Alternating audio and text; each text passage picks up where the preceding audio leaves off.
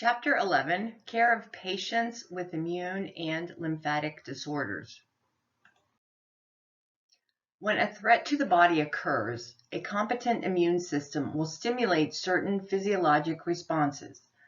The vascular system release of white blood cells. These protect the body against invasions from microorganisms or toxins. In immune deficiency conditions, there is an insufficient production of antibodies, immune cells, or both. The disorders may be congenital or acquired.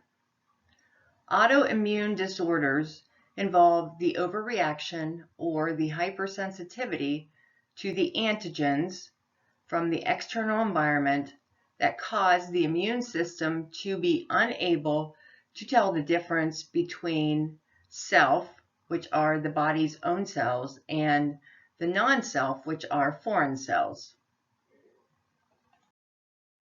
In primary immune deficiency disorders, the cause is an inherited genetic mutation, and some primary immune deficiency disorders may be detected during infancy or early childhood.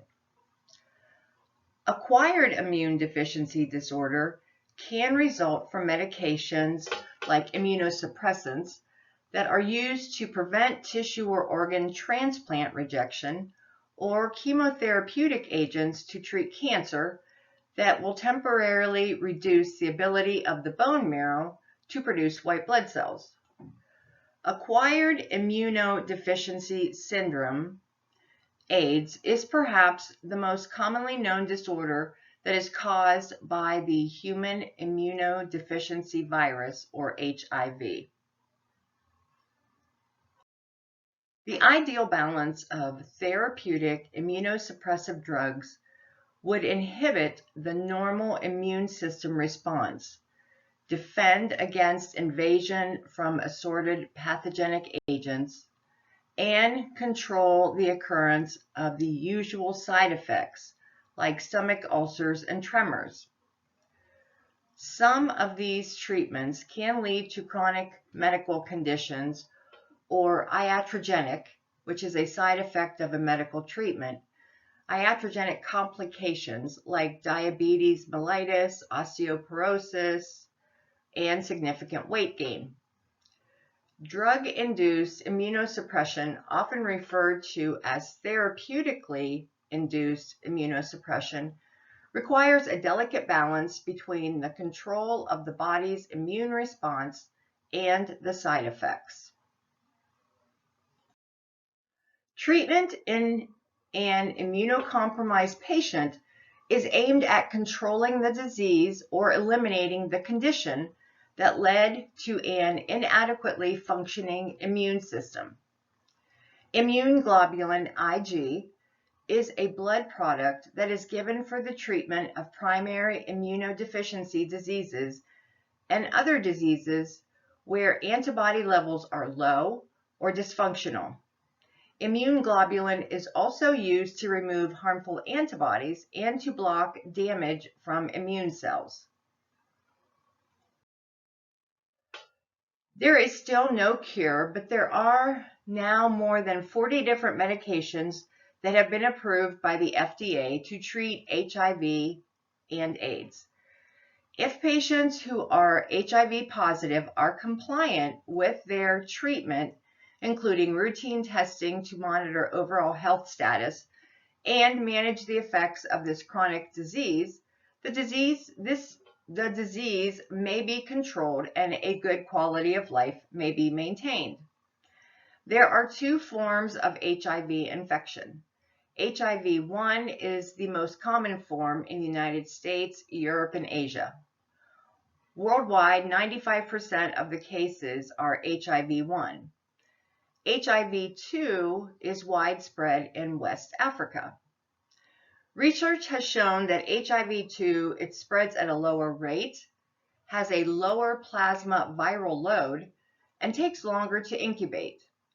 And individuals with this strain have less risk of developing AIDS. Retrovirus differs from other viruses because of an enzyme called reverse transcriptase.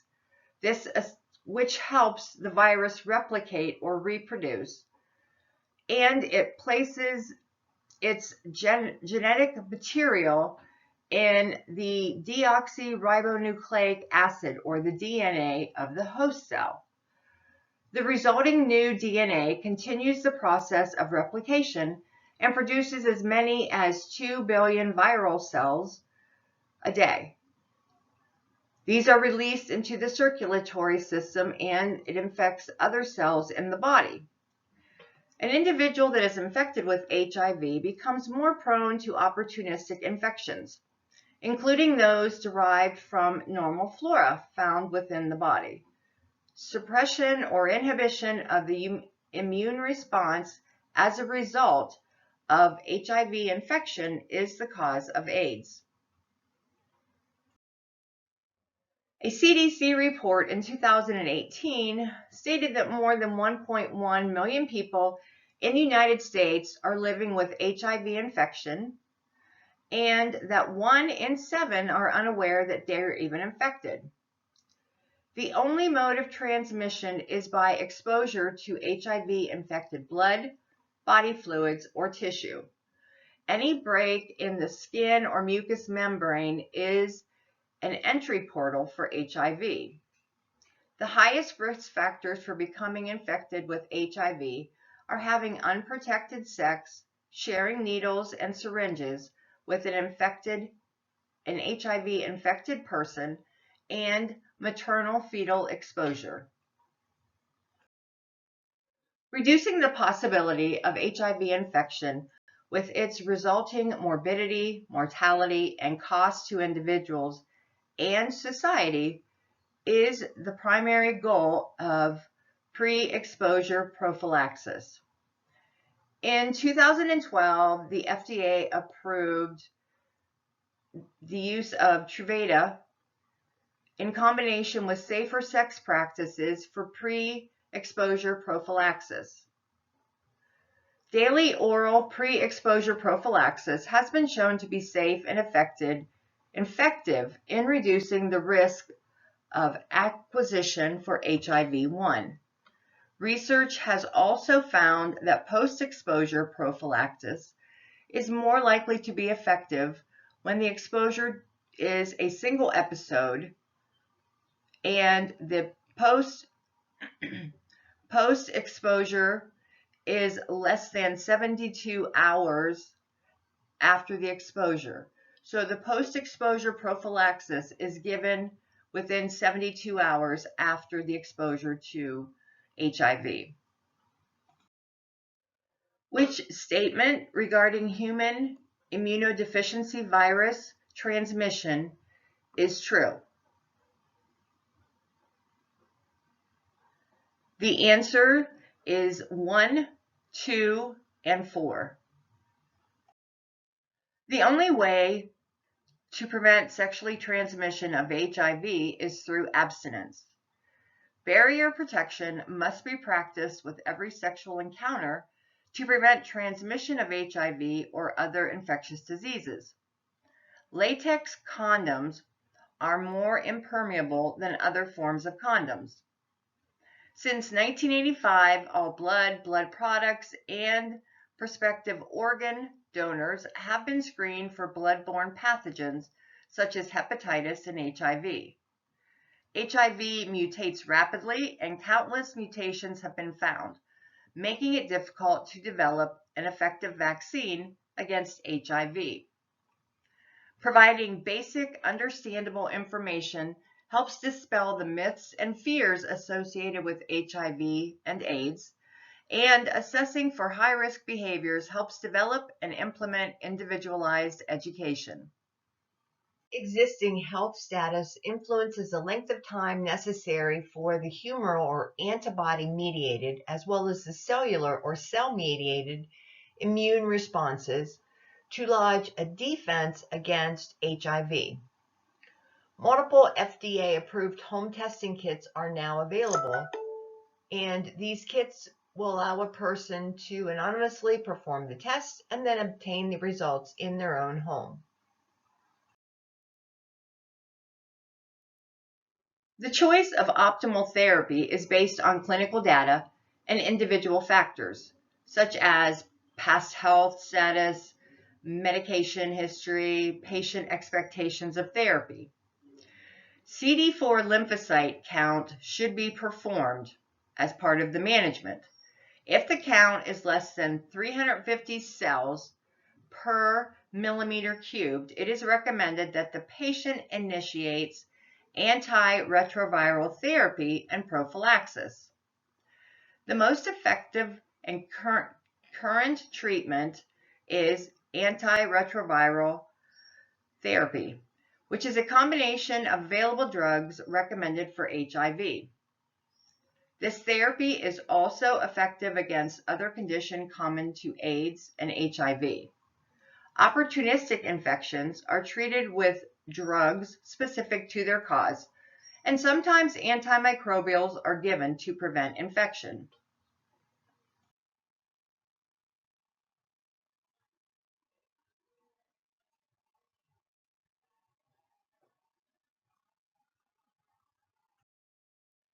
There are various stages of HIV, just like there's stages of infection.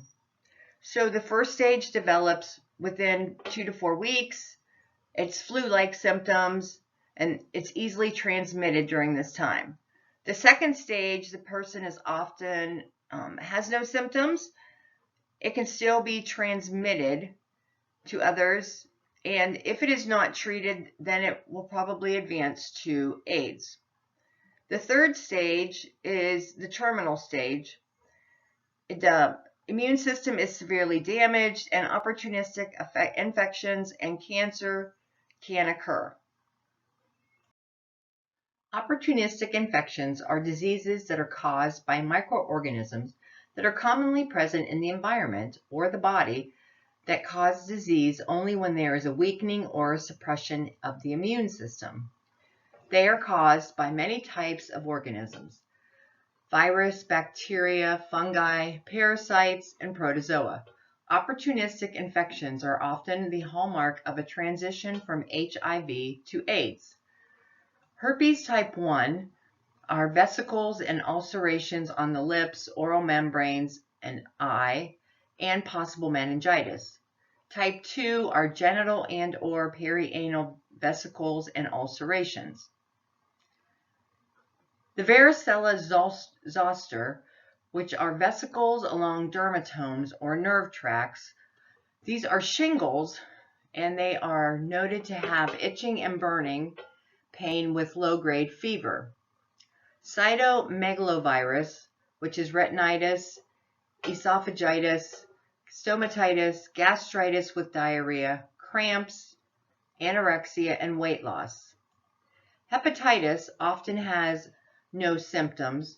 Patient can be jaundiced, have dark urine, have abdominal pain, loss of appetite, nausea, vomiting, and joint pain. Mycobacterium tuberculosis. This has respiratory and central nervous system effects. It affects bone, skin, GI tract, liver, and spleen. It will have a productive cough, fever, night sweats, and weight loss. Mycobacterium avium complex has respiratory and GI tract, and other systems may also be affected. This has a non-productive cough, fever, malaise, and fatigue. Cryptococcosis is fungal meningitis, fever, headache, have seizures, motor dysfunctions, and altered mental status. Histoplasmosis presents with fever, pneumonia, lymphadenopathy, weight loss, and central nervous system symptoms. Valley fever, or coccidioidomycosis, is a pulmonary infection. You can have a fever, purulent sputum, and a rash. Candidus is thrush, esophagitis, or vaginitis. This would be yellow patches in the mouth, GI tract, and vaginal area. Pneumocystitis, formerly PCP, is a non-productive cough, shortness of breath, a fever, malaise, night sweats, fatigue, and weight loss. Toxoplasmosis produces flu-like symptoms and an inflammatory response. Cryptosporidiosis is gastroenteritis, dehydration, malnutrition, and debilitation. Kaposi sarcoma is one of the most common causes of malignancy in HIV-positive people. Kaposi sarcoma is caused by the human herpes virus type 8. It does not usually cause death. It appears as discolored areas on the skin, but can also form inside the mouth, lungs, and intestines. The skin discoloration may range from pink to red to purple. Lymphomas are tumors of the tissues and cells of the lymphatic system. Non-Hodgkin lymphoma is the most common lymphoma in people with HIV and AIDS. Most of the non-Hodgkin lymphoma cases are aggressive forms that include large B-cell lymphoma, primary service central nervous system lymphoma, or Burkitt lymphoma. Cognitive disorders occur when HIV infection enters the central nervous system. Various names have been given to the alterations in the central nervous system that is produced by HIV. HIV encephalopathy, AIDS dementia, and AIDS dementia complex are all terms that are used to describe the changes in cognitive function characterized by dementia that occur with either HIV or AIDS. People ages 50 and older constitute about 45% of Americans diagnosed with HIV. Many older adults are not aware of the risks, but old age is no barrier to becoming infected with HIV. The primary mode of transmission in adults older than 50 are through heterosexual contact and sharing of contaminated needles among IV drug users. An older adult may ignore symptoms because of a belief that they are part of normal aging. All nurses should be alert to the possibility of transmission of HIV and the methods of prevention, and they should share this information with at-risk populations. Patients and their partners, families, and friends should all be included in the education. When a patient signs a form to release their medical information, the form must also state whether the patient wants their HIV or AIDS diagnosis and the treatment information released. If protected health information is released without following the HIPAA guidelines, a lawsuit and even loss of the nursing license may be the penalty for the nurse who is indiscreet and discloses the protected health information without patient authorization. Autoinflammatory diseases. These are the innate or natural immune system, and it reacts without a reason and without any control. The inflammatory process produces a fever and many times can be a result of a genetic mutation. Autoinflammatory diseases are rare. However, they do include conditions like familial Mediterranean fever. Autoimmune diseases are the adaptive or acquired immune system that is responsible for identifying and eliminating a foreign threat. In an autoimmune disease, the body does not identify its own tissues as the self tissues, but as a foreign threat or a foreign invader. So then the immune system is activated and it destroys the cells that it identifies as a threat. Some autoimmune diseases are hereditary. Others may be triggered by environmental factors or other illnesses. Autoimmune conditions are fairly common, and there is research being conducted to identify best treatment options. There are 3 categories of disorders that are classified according to how extensive the disorder affects the body tissue. It can be local, where it only affects a single organ or a tissue. It can be systemic, which will affect many organs or tissues, or it can be mixed of localized and systemic. This will cause problems in both one localized area and then system-wide. More than 100 diseases are thought to be triggered by an altered immune function. Some of the diseases have other causes besides just the immune system dysfunction. Autoinflammatory disorders are caused by a malfunction in the innate immune system, and autoimmune disorders are caused by problems in the adaptive immune system. In autoinflammatory diseases, the innate or natural immune system reacts without a reason. In autoimmune diseases, the adaptive or acquired immune system is responsible for identifying and eliminating any threats. Diagnosing autoimmune and autoinflammatory disorders is difficult. A detailed health history and a complete physical exam is conducted. Symptoms are often vague. They can be intermittent or may occur over a period of years. The most common occurring conditions consist with the presenting symptoms that are ruled out first. It is usually after other diseases are ruled out that a more in-depth genetics and testing is accomplished. Treatment will fall into two various categories: replacement or support of lost or ineffective body function, or therapies targeted to halt the destructive process. The goal of the physical, occupational, speech, and even psychological therapeutic interventions is to assist the patient in learning how to effectively deal with the disorder and maintain the highest level of achievable function for themselves. Systemic lupus erythematosus is also known as plain lupus. This is an autoimmune disease. The term erythematosus refers to erythema or patchy congestion of capillaries of the skin with blood. This will often accompany the disease. As with many autoimmune disorders, the cause is unknown. Lupus appears to occur after puberty and peaks between the ages of 15 to 40 and is often seen more in women. Lupus has a discoid form where the skin is affected but the internal organs are not, a systemic form which involves the internal organs, and this is the most common type, and a drug-induced form. This tends to be a milder and less damaging cause for the body. Although lupus is incurable, symptoms are treated.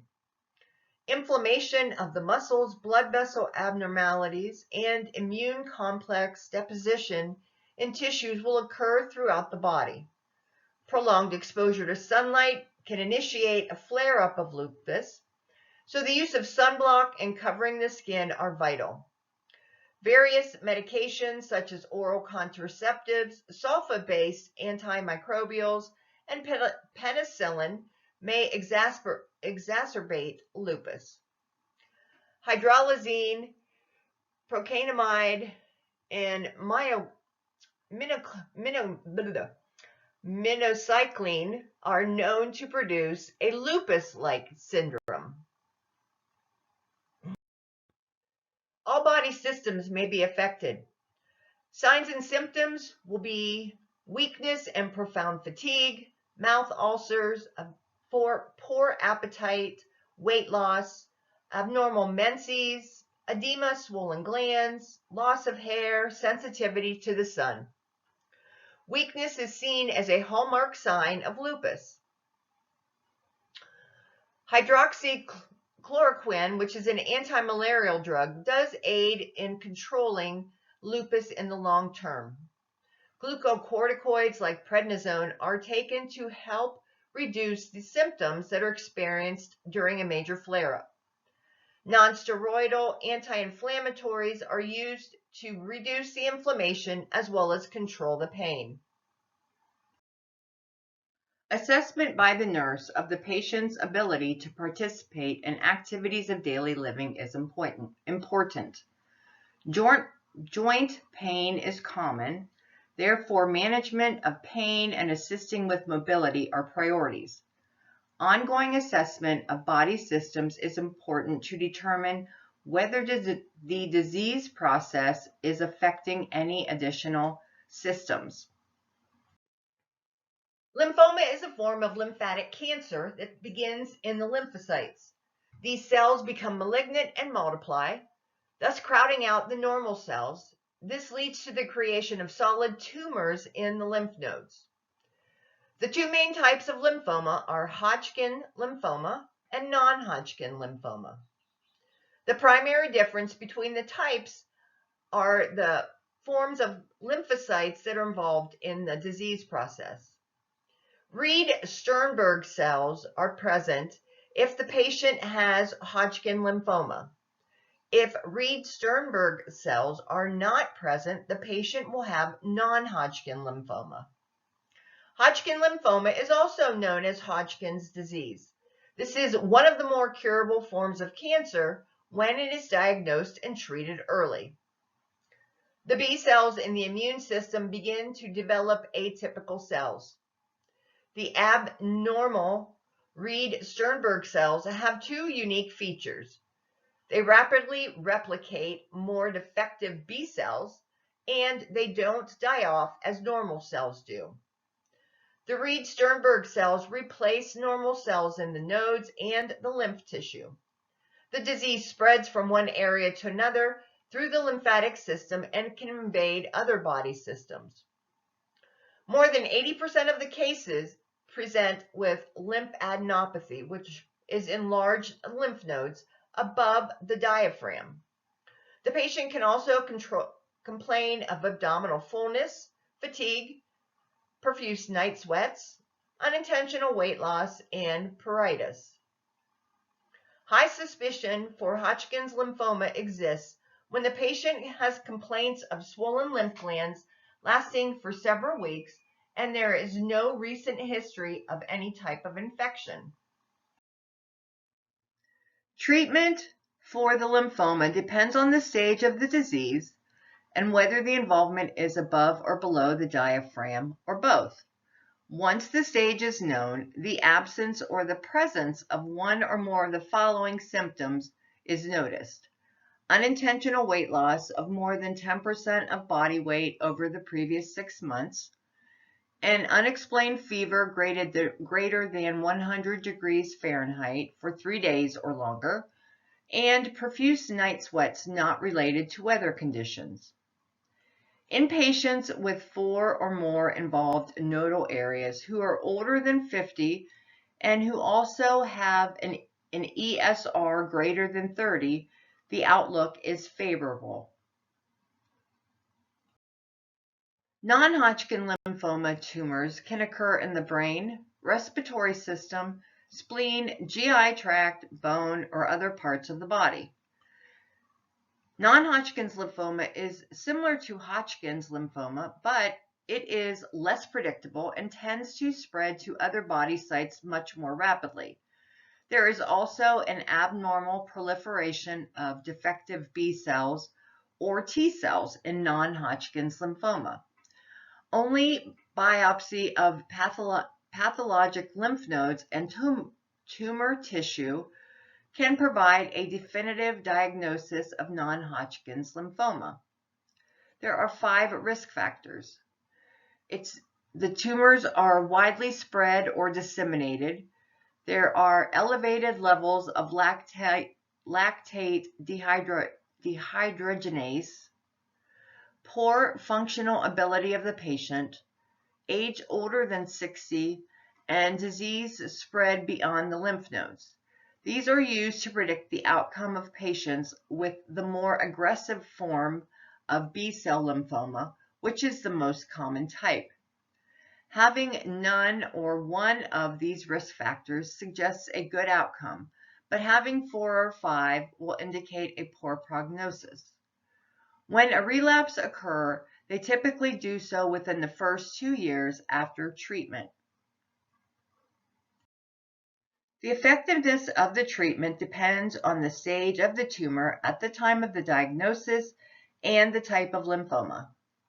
Staging considers the number and location of the affected nodes, whether the nodes are on one or both sides of the diaphragm, and whether the disease has spread to other tissues.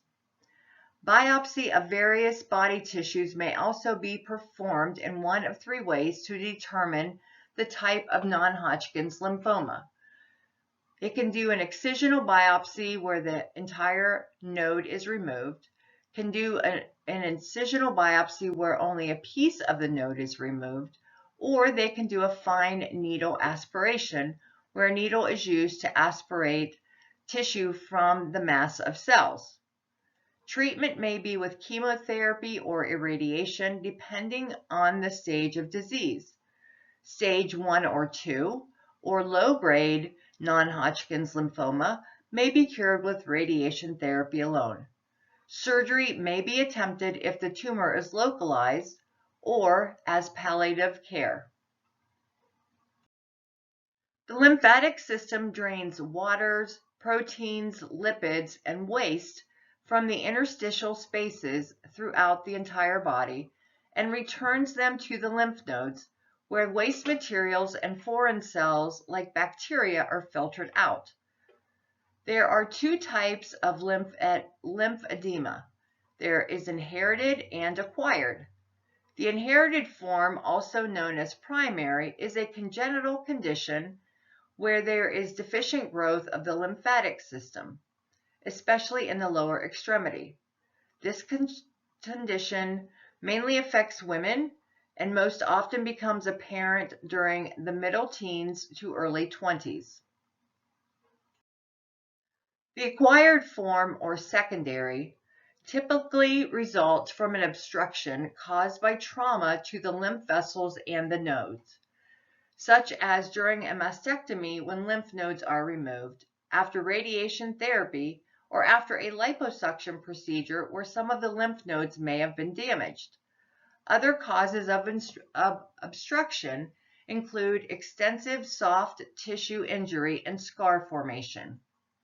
In tropical countries, parasites can often enter lymph channels and block them. This is typically described as diffuse or multifocal pain, with flare-ups and remissions, along with migration from one area of the body to another. Although not a true form of arthritis, fibromyalgia interferes with a person's ability to perform activities of daily living and can cause significant fatigue and pain. Over the years, evidence-based research has supported the belief that this disease is caused more by an inappropriate neuroresponse to pain rather than inflammation. It appears that this disorder may also occur because of a deficiency in the neurotransmitters dependent on serotonin and norepinephrine within the central nervous system. As fibromyalgia is better understood, more advances in diagnosis and treatment of this disease, with or without drugs, are being developed. Hypersensitivity reactions, also known as allergic reactions, are the body's response to a normally harmless substance. The severity of the condition can range from a mild rash to anaphylaxis, which is an extreme allergic reaction that can be life-threatening. Reaction will not occur until an individual's body has been sensitized to the specific substance that triggers the response. The first contact with the antigen or the allergen, the body's immune system is triggered to produce IgE antibodies to recognize the specific antigen. For second and further contacts with the allergen, the antibodies specific to the allergen are rapidly produced and released into the circulating blood or in the lymphoid tissues in larger and larger quantities. Because the numbers of antibodies is increased, they can be quickly transported to the location of the allergen, causing a more rapid and sometimes virulent allergic reaction. This type of reaction is typically seen within 15 to 30 minutes from exposure to the antigen and results from the increased production of mast cells and basophils from the IgE antibodies. During this reaction, histamine is released from a mast cell mediator. When histamine is released because of an immune response, it triggers increased mucus secretions, vascular permeability, and vasodilation, which leads to tissue edema. Dilated blood vessels transport the IgE antibodies, histamine, and other chemicals to the site of exposure to the allergen. Hypersensitivity is divided into 4 types. Type 1 is an immediate hypersensitivity reaction that involves immunoglobulin E, mast cells, and eosinophils. An example is anaphylaxis. Type 2 is an antibody-mediated reaction involving immunoglobulin E or G or M, attaching to cell surface antigens. The example would be drug-induced hemolytic anemia. Type 3 are immune complex mediated reactions. These involve bound antigen-antibody complexes that's being deposited into tissues that cause inflammation and tissue destruction. Type 4 are T-cell mediated or delayed hypersensitivity reactions involving cell-mediated immune reaction rather than antibodies. An example would be poison ivy dermatitis. Anaphylaxis is a serious, life-threatening whole-body allergic reaction. The cardiovascular system, respiratory system, GI system, and skin all contain copious amounts of mast cells. Any agent that causes a severe hypersensitivity reaction can cause anaphylaxis. IgE-mediated immune responses typically require repeated exposure for a reaction to occur. In the non-IgE allergen response, a single encounter may lead to anaphylaxis or even death if not recognized immediately. Individuals that have extreme sensitivities to certain allergens should carry a medical alert card or wear an ID bracelet that contains the information. Many patients report allergies to medications that are actually manifestations of side effects, intolerance, or non-allergic adverse reactions. Nausea, constipation, diarrhea, coughing, or drowsiness may be side effects of medications, but reactions to drugs that do not involve the immune system are considered non-allergic adverse reactions.